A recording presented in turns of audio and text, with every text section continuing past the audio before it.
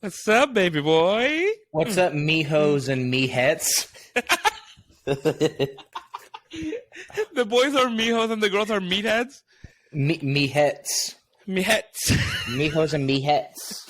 I feel like they're all wearing like 1800 dresses. Yeah. Mijets.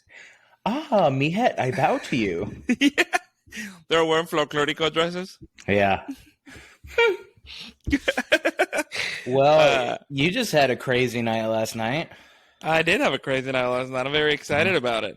Uh-huh. I mean, it you know, in the big scale of things is not a big deal, but you know, it was a good night. It's a pretty big deal.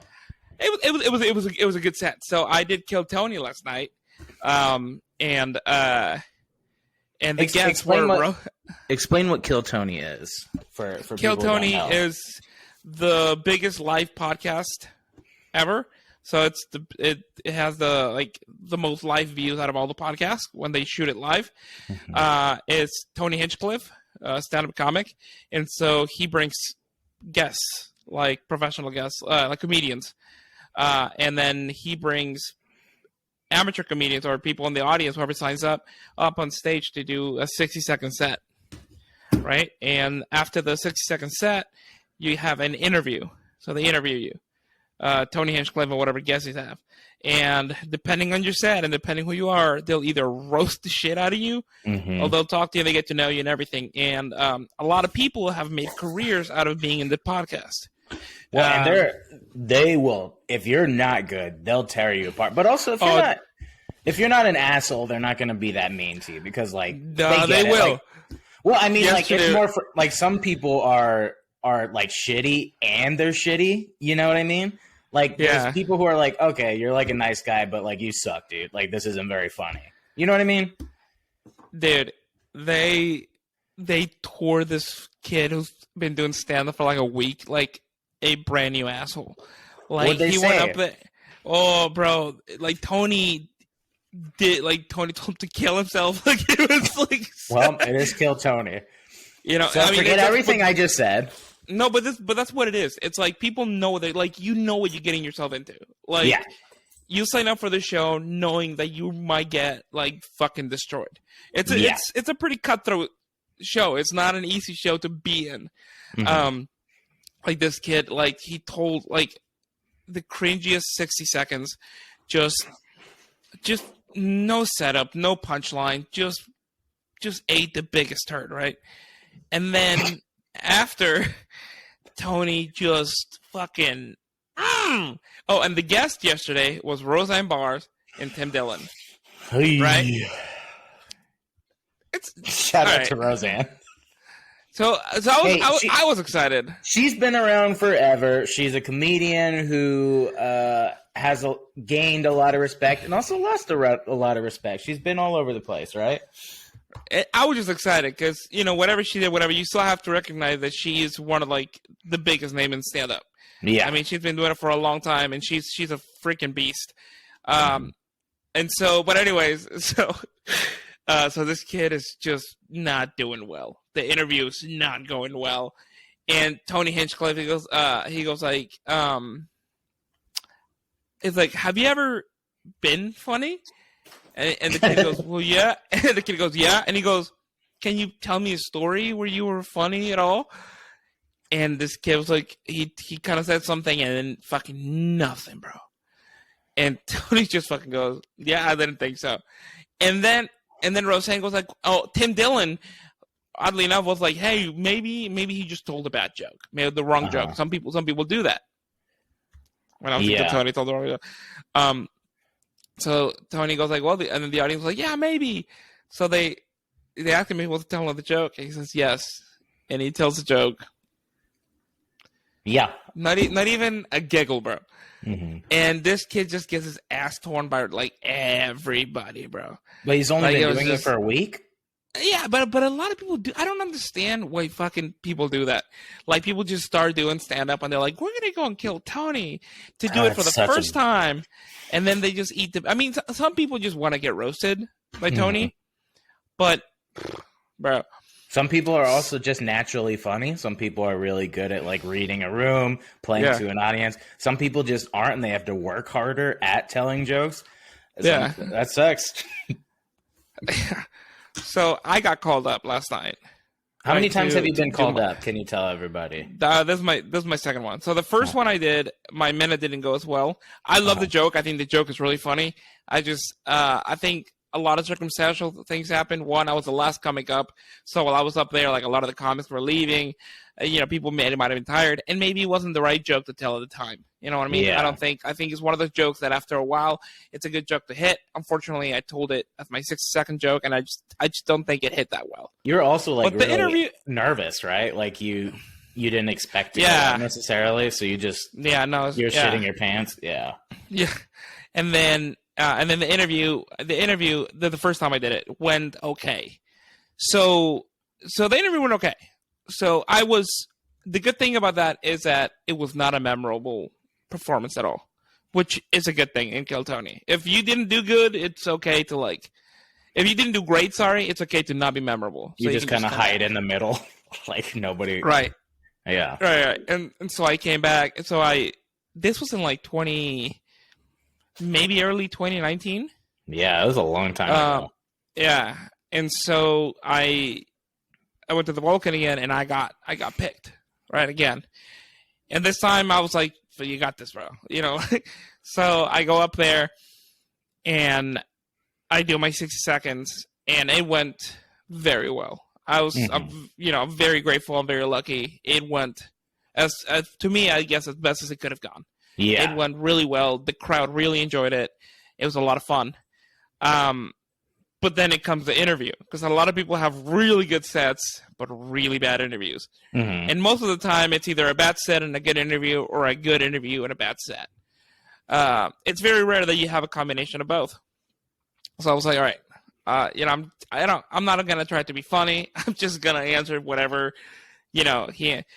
And fortunately enough, Tony was very nice to me. He was very kind. We did get to riff a little bit. No, because we had a rough. Well, we had a couple of good ones at the beginning, and then it got kind of rough. The guy that went before me was a fucking asshole from Monterey, and he just did not do good. And I don't remember if we didn't touch on this, but it's picked at complete random. It's just completely random. Yeah, it's in a bucket, and they just pick it out. A lot of people put their name in. Yeah, but believe it or not, Roseanne is actually really nice to the comics. Like, that's good. She actually, Roseanne actually, it's like, hey, if you have talent, you have some talent, but you need more structure. You need to write more. So he gives them a lot of really good advice. But the guy that went before me was so bad, and he was such a dick, that Roseanne goes like, I'm going to break my number one rule. It's like, you should kill yourself. I was like, oh, shit. There were because he was a dick. You know what I mean? Well, he got a little less of a... Well, he just got a little bit less of a dick. He just got there way too confident and tried to fuck around and everything like that. He didn't have a set ready. It was just, he was overcompensating. Like he was in the lion's den, and he felt like, oh, I have to stand up. So which happens a lot in Kill Tony, right? So yeah, yeah. So fortunately I went up and I did my interview, and the interview went great as well. I mean, Tony was very kind to me, thank God. Really appreciate the love he showed me. He was we riffed a little bit. We didn't roast. I was not even gonna attempt to do that. No roast. No. He roasted me one time, but it was a very light roast, and everything else was just he was trying to find out about me.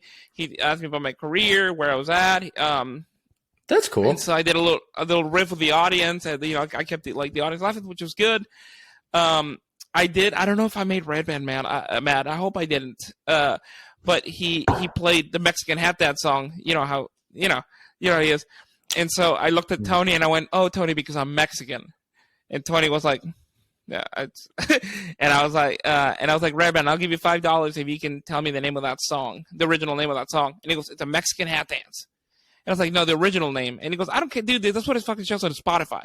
And I was like, "All right, you're right. I'm sorry. I'm in America. I'm sorry. I shouldn't." And I told him it's called the Jarabe Tapatio. And Tony Hinchcliffe goes, "Oh, the drummer just got a hard on because the drummer's Mexican." And he looked at me, and I was like, "Hell yeah, dude." And then Tim Dillon just looked at me and was like, "You're a phenomenal stand-up, man." And I was like, Fucking Tim Dillon, bro, complimented me, and so that was really sweet. I had a really good time. I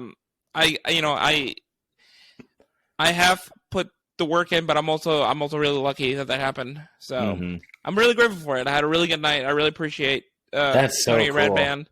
Yeah, I appreciate Tony Red Band and everybody who shows some love. That was really nice. Yeah, when do you think that will come out on YouTube if people want to watch it? I think that comes out in 2 weeks. Because yesterday you told me they were showing the Roseanne one, right? Yeah, I was looking for it last night, and I couldn't find the clip he was talking about. Yeah, the Roseanne one came out 2 weeks ago. So, and you come in towards the end, you were saying, like, of the whole episode. So out of all, like, if you count all the comics, they end. I'm the third one. So you have okay. Yeah, you have Willie Montgomery ending the show. There's a girl before him, and then there's me. So cool. All right, it was really cool performing in front of. Yeah, please. It was really cool, like performing in front of like comedy beasts. I'm excited to watch it. Yeah. Sal, for people who don't know Sal very well, Sal's a very quirky guy. He puts his foot in his mouth a lot. Yeah, he's very funny. He'll give you the shirt off his back, but it's weird watching him do stand up because it's like a whole other person when he's on stage. Sal is like that is his zone. And he's such a silly, nervous, antsy person off stage that when you watch him on stage, you're like, oh, shit, like, this is what you do. This is your thing. This is the place where he's the most confident. So it's really cool to see. I recommend you watch it. Oh, yeah. It should be good. Yeah. And if you're watching from Kill Tony, thank you for tuning into the podcast. Hey! And just because we talked a lot about me, Alex is also a very...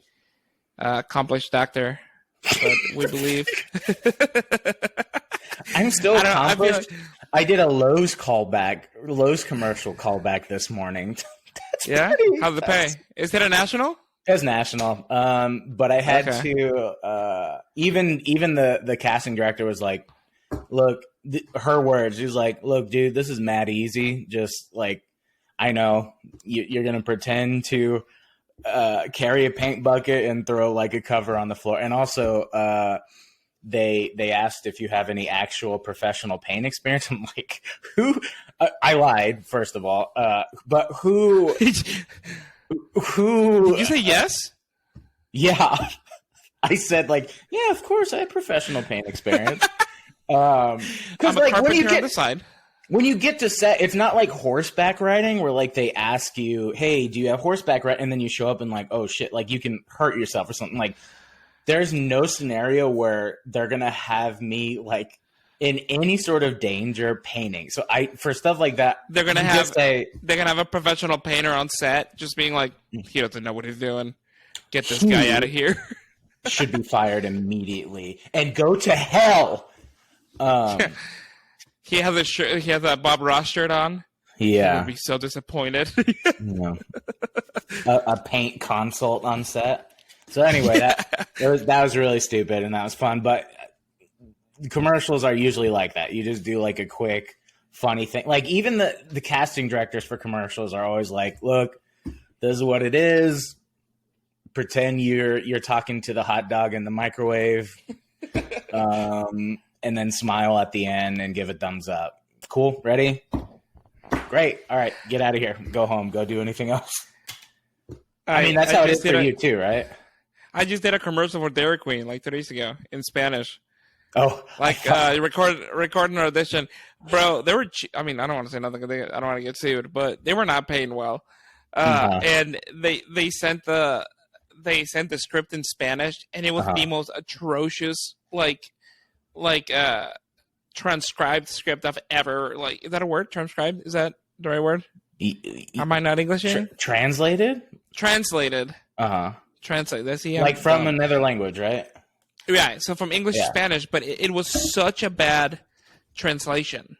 Like it was terrible. And then the next day they sent a new one that was better. And I literally sat down in my kitchen with a burger that I bought, and I was like, it's the most delicious thing I've ever had. Yeah.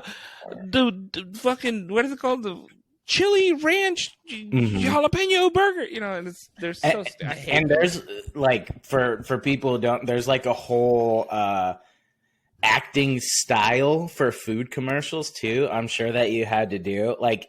There's a way that you need to take a bite out of things, and I'm sure you'll recognize it. But it's usually like you bite, and then you're supposed to like look off like, man, that changed my life.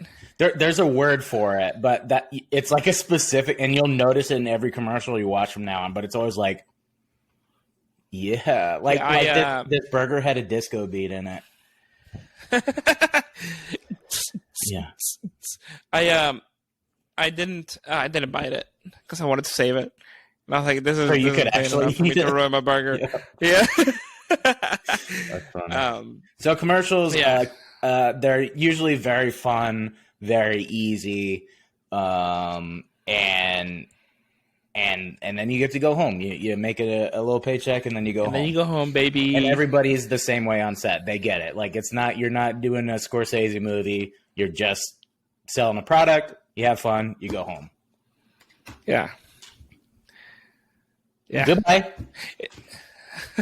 Is it weird that I'm looking at the computer even though the camera's right here? I don't think so, right? I think it's fine. Well, it looks like you're looking at me. Yeah, I mean, like yeah. What am I? So this is me looking at camera, and this is me looking at you. I don't know what that looks like. Does this look normal if I'm looking at you? Can you turn my way and just pretend you're talking to me? Well, Sal, here's the thing. All right, that's enough industry bullshit. What do we see this week? Creed 3. Creed. Scott Stapp. Yeah. I just saw the first 2 movies like this past week.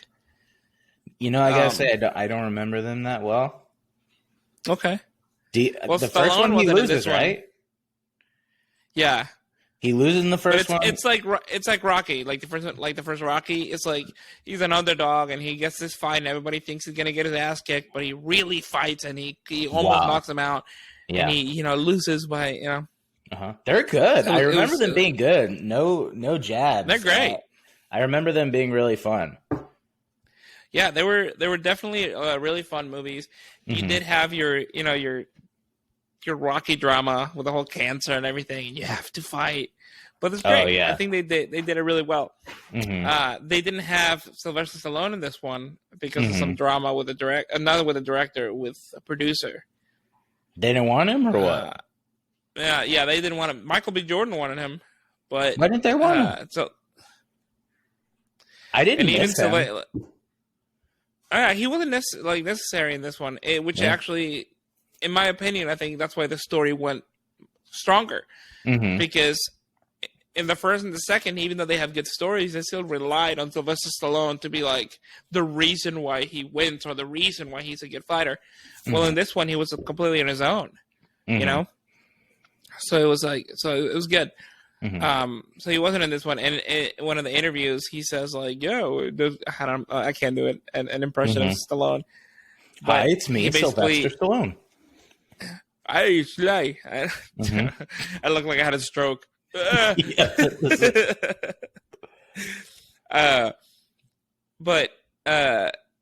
he said that he's like, if they do Creed 4 and they want me, I'll definitely do it. But not if that guy's there. So I was like, shout out to that guy. Yeah. So let's do a little like what the premise of the movie is, if you want to do it this time. Okay. Well, I mean, let's do a little breakdown of it. Do we need to do spoiler alert yet? No. So we're gonna do the non-spoiler one, and then if we recommend people watching it, and then after we'll do the whole. All right, this is a non-spoiler breakdown. Michael B. Jordan plays Adonis Creed, and the son of Apollo Creed, and he is a retired fighter who's turned in the gloves and has moved on to I guess, a Don King type where he's just producing fights and training people, and one of his old friends. So the whole movie ends up being about like running from your childhood and like not being able to express your trauma and things like that. It's they touch on it lightly. It's a lot of fun. His old childhood friend, he resurfaces. He's just let out of prison, and he hasn't seen him in 18 years, something like that. And 18 years. And he's played by Jonathan Majors, who's probably great. Yeah. I didn't see Ant-Man, but everyone says he's good in that. I saw Lovecraft Country. That was great. Oh, that's right. He's a villain. I'm so bad at this, bro. He's so good in that. He's and in this, so good. One of the coolest bad guys. Like, I went in like going like, okay, it's gonna be crazy, it's gonna be fun, but he plays one of the coolest bad guys. Okay, same typical thing. Michael B. Jordan has to put his gloves back on, and he has to fight the bad guy, and then we get a big fight at the end, and then Creed plays with arms wide open at the end. So that's about it. And then because there's a couple like reveals, so I don't want to like say anything else yet. So to make it simple, would you recommend people see this movie? Yeah, it was awesome. Yeah, I agree. I got home and I told my wife, I was like, honest, like before I was like, do you want to go? Like, you know, and then she was like, no, I have no desire. And then whenever I got back, I kept talking about it. I was like, it was cool. It was really like a good movie. So how about you? I love it. It had a really good story. It had just good. The fights were also they were different from the other movies, which is what I really appreciated too. I even like how the fight at the end was very different from a lot of the other fights. The burps. 10,000 burps. Was that too odd? Don't you talk about my girl? So I think it's definitely worth spending the money to go to the movies and seeing this movie. It was also Michael B. Jordan's directorial debut. Really? Yeah. He's never made anything else? Not directed. That's cool. Yeah, you're cool. Thanks. Let me see. All right. I'm almost 100% sure that it's his debut. His debut? He's 36 years old. What a career he's had. He's 36. Good on him. He's phenomenal, bro. He's cool. Such he's a really cool. fun person to watch. Yeah. Let me see. Let me see, please. Stop. Okay. Sure. Let me see. Where can I? Do I need to do like a little dance or something while you look it up? Yeah, please. Just keep. Yeah, I'm pretty. Yeah, it is. Wow, that's cool. Yes. Yeah, he did such a great job, especially for being your first movie when you're in the movie and directing it. His direction on it went really well, and I think the topic that they hit was good. So yes, I 100% recommend people watching this movie. Yeah, I think it's my favorite out of the three. I hope it makes $1 billion, and we get more. $1 billion. All right, or at least 5. Spoiler alert! Spoilers. Mijo alert. Mehead alert. Mijo alert. All right, Pons. What? What? What are you laughing at? The wave from the What the mic. fuck are you laughing at, motherfucker? Huh? It was just funny. Just breathing in the mic. Okay. So the beginning of the movie, I had no clue what this movie was going to be when I first, I kind of saw the trailer, but I really didn't know. So when they show the first like scenes when he's a kid, and he goes like boxing or whatever, Mm-hmm. and then that he wins the fight, and then they go to the liquor store, to the store to get some like sodas and stuff like that, Mm-hmm. and then he starts beating the shit out of this adult. That intro itself, and then it just smash cuts out of that. Mm-hmm. So the whole time you're like, what just happened? And then they just go into the movie, right? So I thought that was really cool. I like how they have him winning right away the first fight, and it's like, I'm done. Like, I'm gonna throw my gloves out the window. Out the door, even. Wherever you want to throw them out. And then you have him, and then, so is he running the gym? That's one thing I didn't know. I think that's what it's supposed to be. Like, okay, it's just like an owner type. He's working with them, like they train monsters, basically. Yeah. One thing that I was thinking throughout it is it's a very basic story. Like, as far as the way that the scenes play out and the act structure of it, it's a very basic movie done very well. Like even artistically, like the shots are really cool. The transitions are really cool. The lighting and the music is like, everything about it was just done in a very interesting way. I saw some people say they described it as like, because Michael B. Jordan's into anime and stuff. So there's a lot of like anime influence in the lighting, and like you can especially see it in the last fight. Like it's like a cartoon. It was really cool. Or like his zoom ins and his punch. It was really cool. But it's just a normal when it was over, I thought to myself, they didn't really do anything new. It was just done very well. Everybody in it was amazing. I think the last fight was something new. The way that they did the fight, the shots itself. No box. I think we're very original. But we'll get to that. I think I agree with you. We will. Wait, promise. I really like the Mexican fighter. Yeah. And is it his mom? I'm guessing. Or aunt? Yeah. I like that dynamic, and I like how much trust he had on Creed. Mm-hmm. He's like, yeah, let's do it. Mm-hmm.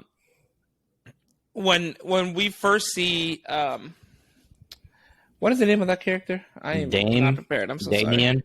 Dane. Yeah, Dame. When we first see Dame come in, we all know who he is. Mm-hmm. And I honestly, he even tricked me, because the whole time, like the whole beginning, when he sees him and he's like, "Oh, let me take you out to eat," and they're talking, and it's like, "Anything I can do to help you?" And he's like, "Hey, man, I'm just trying to fight. I really want to do this." So he tricked me the whole time. I'm like, "Oh, dude, like he's just trying." Like I see where Creed is like, I can only do so much for this dude. Yeah, but I feel guilt because of my past. His anything eyes, I can do to help him. Man.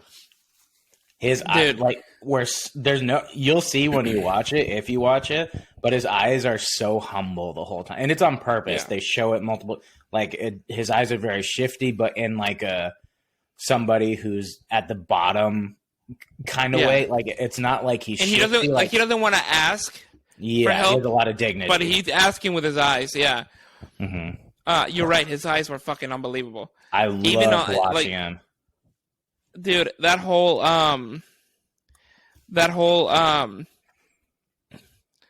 lunch scene, like the whole time his face, you can see how down he is, right? And I bought it. I was like, fuck, man. Yeah. And then he invites him to see his family. But even when he goes to meet his family, the whole time I felt uneasy about it. Like I was like, there's just those little comments in there that, like, yeah, you're uneasy, but like it's not like it's intentionally so, right? Like he's right. He came out of nowhere. He's like, he seems kind of bitter about it. There's just like passive aggressive comments here and there, and you're like, okay, he's not like, he is a little salty. And when is the shit gonna hit the fan? Well, that's what I was like nervous about because like the whole time I kept being like, how come he's not angry? Like I feel like he should be a little angry, you know, like because he went to prison and Michael B. Jordan didn't or Creed didn't. So what happened? But the whole time he's whatever, and at the party, first of all, I mad respect if they all learn how to sign for the movie. Because their signing was really cool for the daughter. They what? No, like they did learn how to sign. Yeah, I thought that was, but I didn't know if they learned just for the movie or if they. But I thought that was really cool. Yeah. But anyways, and so the Mexican fighter is he's trying to, he's gonna fight this Russian guy, right? And then in the party, and then somebody breaks his arm and breaks his jaw. So now the fight is canceled, right? Which it's really funny because when I watched that, I was like, all right, leave it to a movie too. All of a sudden, you know, an opening happens. So I thought that's what they did really well because there were two things at the beginning where I was like, why isn't he fucking mad? And then things like, all right, and leave it to like a movie where how come all of a sudden, the fighter now can't fight. And what's his name? Dookie. I think it literally Dookie, right? Which one? The trainer, not Michael B. Jordan, but the trainer at the gym. So they propose to the Mexican fighter. They say, you know, hey, this Russian fighter's out, but this heavyweight guy, Jonathan Majors, they say like everybody loves an underdog story. Like they're trying to really promote it. They're trying to sell this idea to the Mexican fighter, and the Mexican fighter is like he's their golden boy, Michael B. Jordan. They want him to be like their next big fighter, and then this event happens that breaks the other fighter's arm, and they're like, "Fuck, the event's like ruined. He can't fight for 6 months." Of course, Jonathan Majors is there, and Dookie. But he had already. Huh? Wait, Dookie? The trainer, okay. The actual trainer. Yeah. I don't know if the Damien calls him Dookie. I don't know if he's making fun of him and calling him Dookie or if that's his name. Well, the internet will tell us. Tell me, internet. But before you keep going with your thought, but and also, what's his name? Dame. I promise you, I'll get better at names. So Damien had put in Michael B. Jordan's head like the whole time, like, hey, let me fight. I want a title fight. Almost like you owe me this shit. Yeah, like so the he whole just time got he's out of prison. putting it. And Michael B. Jordan. Creed, I mean, that's essentially like, an old friend from 20 years ago comes to you and is like, Duke. Little Duke? Okay. Yeah. Dookie. It's like if to apply it to our industry, like if Sal's touring as a comedian or if I'm like on set for something and I'm like a series regular, that's like if your friend from 20 years ago who just got out of prison comes and he's like, hey man, make me a star. Like put me in your next TV show. Like as a series regular, and you'd be like, dude, I can give you like a small job, like a co-star or something, but I can't like make you a series regular for a show. We already have them, and then all of a sudden one of the series regulars breaks his leg and he can't perform. Yeah. And then he's like, let's try it. Like, I don't like it. Let's try it. Yeah, so that's what happens. And they hadn't even showed him fight that much. He didn't even look like that good of a fighter. They did a little bit they let him spar with the Mexican champion. But they didn't really show that much, and the fight wasn't, you didn't see much of him in that. He was getting like pushed around though, the Mexican fighter. Yeah. And Dookie doesn't like it. Lil Duke doesn't like it because he's like, man, this guy's out of prison. Like he has too much to prove. He's going to be aggressive. He's going to be like, and he's going to be a little dirty. Yeah. Which he does. He's a dirty one. They promote this fight as like an underdog story, prison guy and everything, to get the money and views and everything. And so the fight starts happening and he begins to fight dirty. Elbows. elbows on both, baby. Stomach shot. Both to the face. He's like, he keeps going for his shoulder. Like he's Is that illegal though? I don't know. I'm not going to talk out of my ass. Illegal. Yeah, the elbow is definitely illegal and shit like that. Yeah, elbowing somebody. He keeps like hitting them in the bottom of the arm. And with these, like, talking about those anime shots, you get these like specific anime zooms on like their body part, like he's targeting it. It was really cool. Yeah. And like, the whole time, like, I wanted him to win, which is interesting. Like, I wanted him to be. They set it up so well that like this yeah, he's a little dirty, whatever, but like you kind of like you don't know who to root for. He's a little stinky. He's a little stinky boy. Stinky boy. You don't know who to root for because you're like, man, I kind of want like this under guy to like be the champion. It's cool. Like, he's fighting a little dirty. It's kind of fun. He's new. He's mixing it up. I felt that way. I don't know if you felt that way. Did you? I was kind of angry at him because he was ruining Michael B. Jordan's like what? He was ruining his day. He was just ruining his little happy day. That little silly bitch. What a goofer. Like, he entrusted him with this, and then he was like, he was ruining the fight. He was ruining his fighter. And, he produced a fight. So if he was fighting dirty, then it was supposed to come back on him. So whole things that I was kind of like, oh, that's kind of fucked up. But then when he wins, we see the real Damien come out. The anger, just the grudge that he had.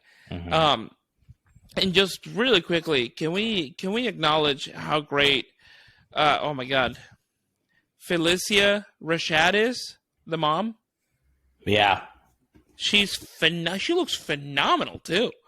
Everybody was perfect. Everybody was so fun to watch, so believable. Their chemistry. I mean, it's the third one in, so of course there's going to be like good chemistry with everybody. But it was,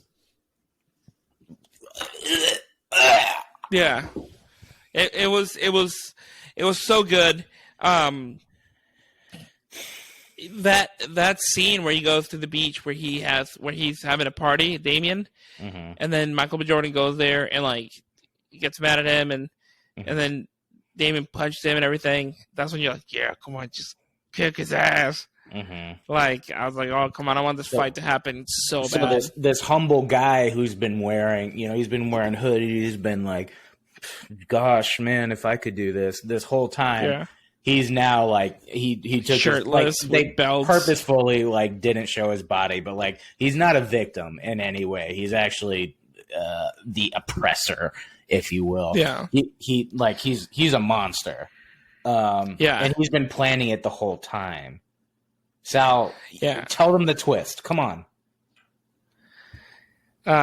He never went to prison. He was a scientist the whole time. It was Jurassic Park the whole time. Yeah. But now, so wow. He goes back to so now it's kind of like the whole thing where he's calling Michael B. Jordan out. He's making a big deal about it, and like it's getting to the point that like he's calling him out so much, and affecting. Before you keep going, what I was referring to is as for the twist, we find out that Jonathan Majors is the one who paid. Oh yeah. He paid somebody to injure the other fighter so he could get in. He knew that like, and that seems so obvious. Like when you're done watching the movie, you're like, man, that was a really like basic move. And I don't know why I didn't like see it coming because it's done so well up the whole time. You're like, oh wow, it still got me. Well, it's because you believe that he's humble. Yeah. When he's out of prison, like you believe that he's just trying to like, hey man, come on, just give me a shot. I have nothing else in this life, kind of deal. Like you don't see it coming. And also the fact that Michael B. Jordan's mom in the movie had kept all the cards and letters that he had sent to him. So it also wasn't his fault I mean, it was no whatever happened, which they tell at the end, it was nobody's fault. It was just circumstantial. But then there's a training for the fight, right? Because Michael B. Jordan goes on. What is the name of the basketball guy? I think his name is Basketball Guy. Basketball guy, the guy who does all the basketball stuff, and the guy who does all the basketball stuff. Basketball. This is the kind of information. Yes. Mm-hmm. So he gets called out in national television, and he goes, "The fight is on." Right. I love the whole training sequence. Mm-hmm. You know, the montage. Sorry, for the fight. Mm-hmm. I love how everybody. Oh, when the mom dies too. We should probably talk about that too. Okay, so there's a couple things that happen. Michael B. Jordan, of course, goes, I'm going to have to be the one who takes the heavyweight champ away from him. So a fight is established, and you know he's going to have to fight Jonathan Majors. It's going to be the battle of the century. We forgot to say that he gets mad at the mom. He gets mad at the mom. Yeah. He's like, Mom, why have you been hiding these letters? Yeah. Yeah. Mother, why have you been hiding these letters from my friend? It turns out that Jonathan Majors has had a grudge this whole time. He's been sending like really nasty letters. I mean, we never get to read them, but it's implied that like his mom's like, he's not your friend. He's like, I know you feel like but this guy is not your friend. He's been hating on you. And then his mom dies. Rest in peace. Her mom had a stroke. Michael B. Jordan gets to be like, I'm so sorry. I didn't mean that. And then she dies. Rest in peace. And it was sad. It made but me sad. Then want to call my mom. Yeah. No, she did that. The whole death scene was so well done when he starts talking to Apollo. Yeah, Apollo. That was killing me. I haven't seen. Maybe that's happened. I'm probably exaggerating, but I haven't seen it because that really happens when people are dying, and that it made me go, "Oh, this is real." Like they see she's actually dying. Yeah, the actor. So I really bought into it, and it was like I was sitting forward in my seat, like, oh shit, she's actually dying. She's not. She's probably at home eating. She looks phenomenal. She's still eating a burger from Dairy Queen. From Dairy Queen, the Jalitos Ranch Hunger Buster from Dairy Queen. Wow, is that how you read it? Yeah, in Spanish. Wow. La Jalitos Ranch Hunger Buster de Dairy Queen. I would hire you. Thank you. I would hire you. I would hire you. No, I would hire you. I would hire you. No. That's all the rest of the podcast. Mm-hmm.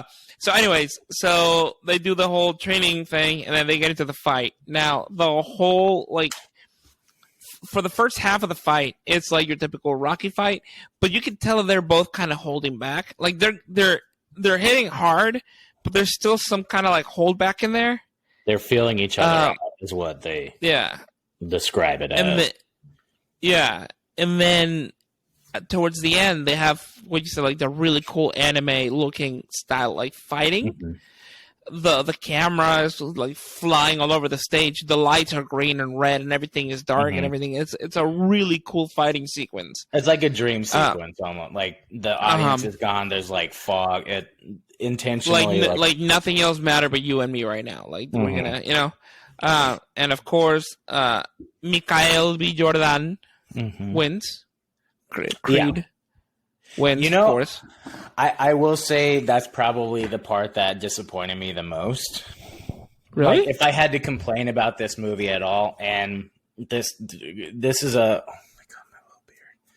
this is a light complaint, but actually, usually for these movies, the big fight at the end is the most interesting part. I just felt like the fight was that. It was done really well. Everything about it was cool. It was intense. It watching the sweat off their back and stuff. The spit. It was so cool, but it was not satisfying. I was whenever he won, I was he's gonna win. He's gonna get punched out. I think that's on purpose.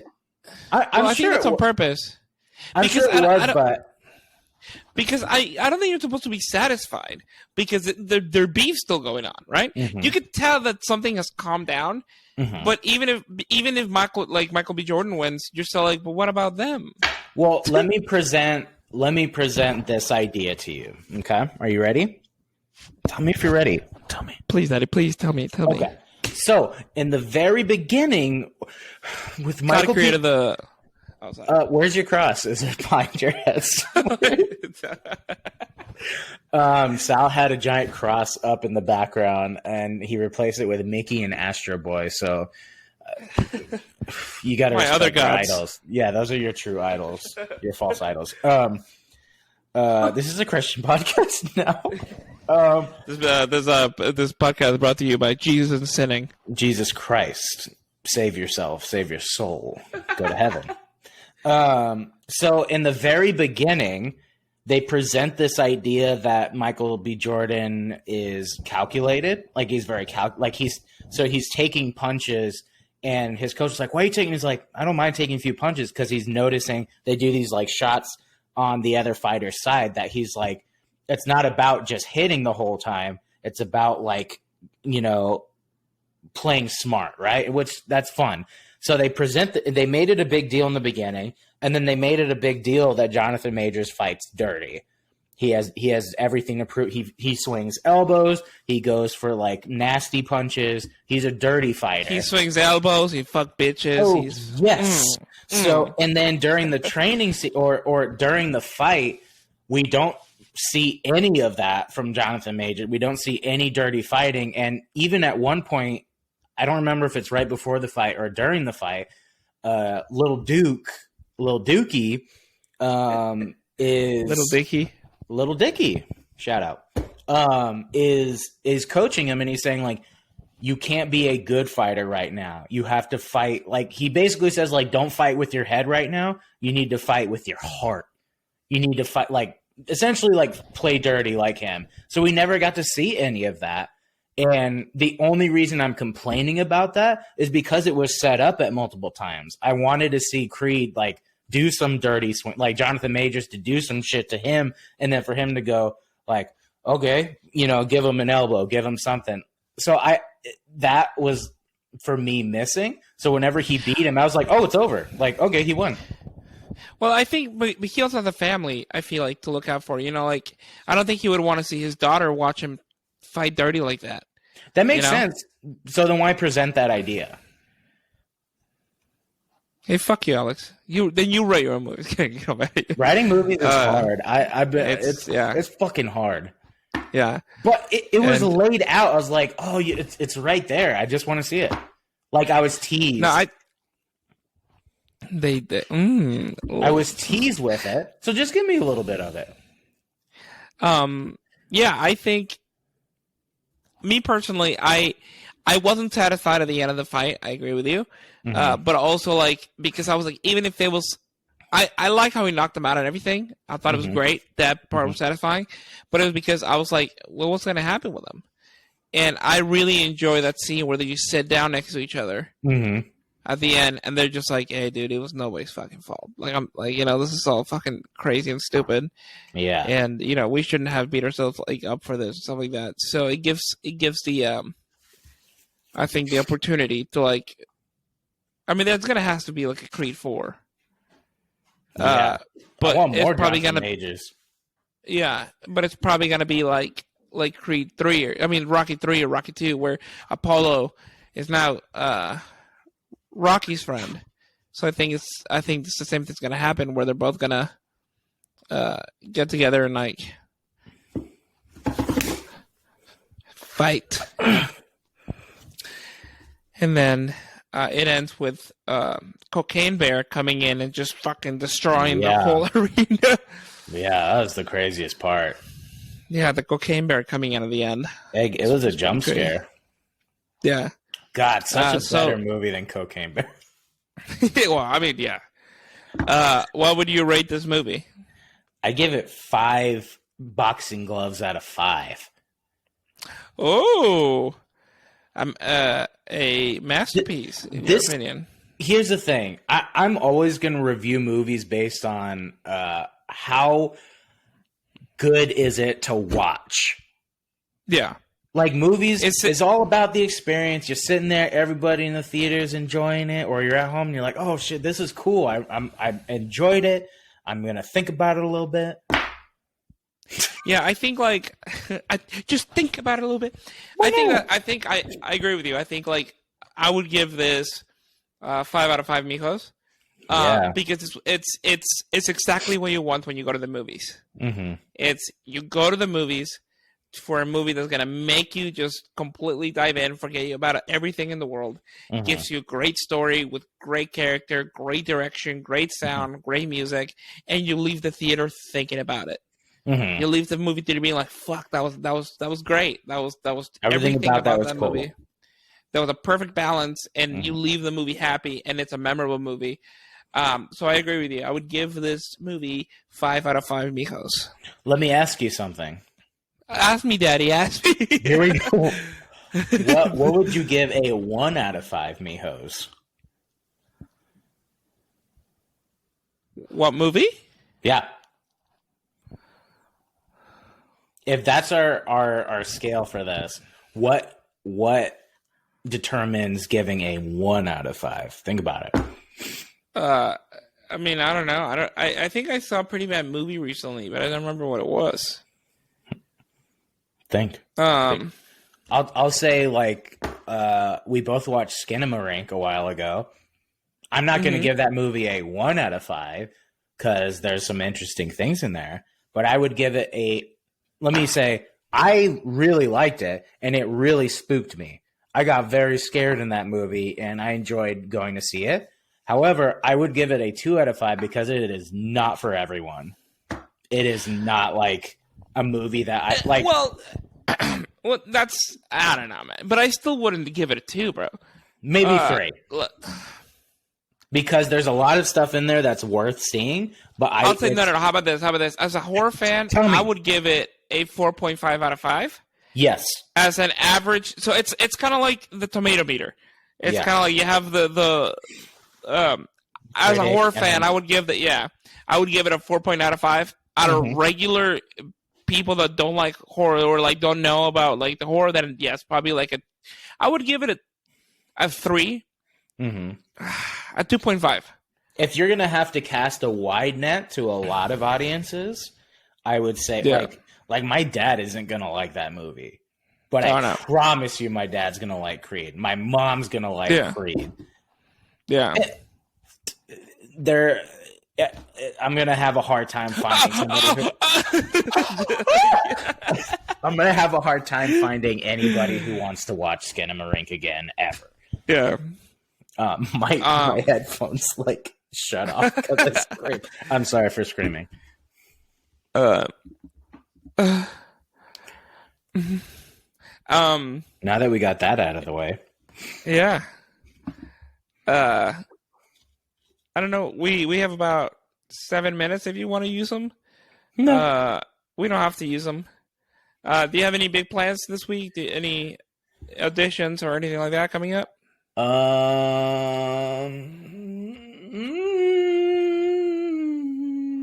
That's that a I weird know face. of. Look at it.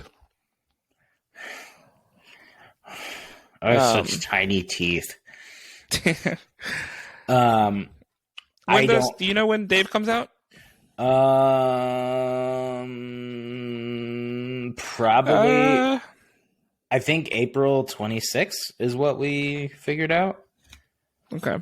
April 26th, and then another show I did for Apple Plus is going to come out like a week or two after, and then the Nathan Fielder show. I don't know when that's coming out because they're being super secretive, and I feel like we said this last week, but I don't remember. That's all I have going for me right now. We didn't? No. Okay. Showtime series, Nathan Fielder, Safdie Brothers, Emma Stone. I don't know when that comes out, but they were scoring in January, which usually means they're pretty close. So I'm guessing sometime soon.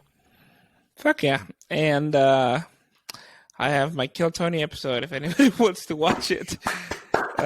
2 weeks from now, it comes out.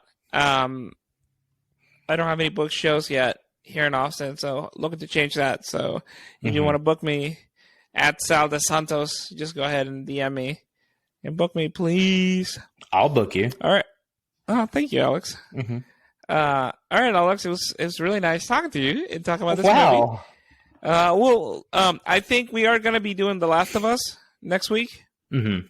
So The Last of Us finale, just like everybody else, but it's gonna be fun to talk about. Exactly. Fuck everybody else. Yeah. Fuck everybody else. Did you watch Sunday's episode? Yeah. That was good. I did. Yeah, it was just like the game. We're saying whenever we're watching it, it was like every episode is so good that it almost is to its detriment. Like it all blends together. It's like all I can say is like, yeah, that was a good show. Like, yeah, everything is just well done. Yeah. Oh yeah. Well, Alex, my boy, I love you. I'm not gonna die. And then I will talk to you next week. Bye, mijos and mijets. Oh.